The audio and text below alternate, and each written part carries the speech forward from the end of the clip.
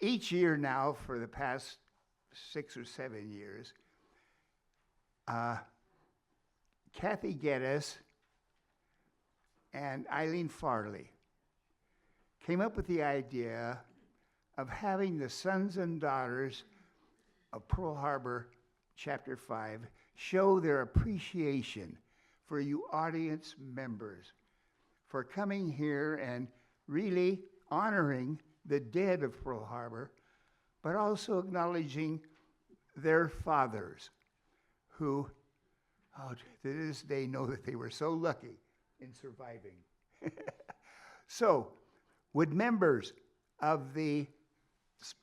sons and daughters of Pearl Harbor survivors please stand and show their appreciation?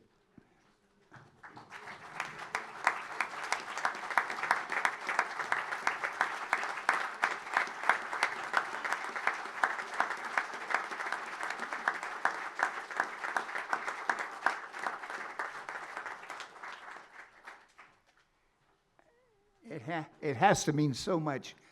to the sons and daughters to see that,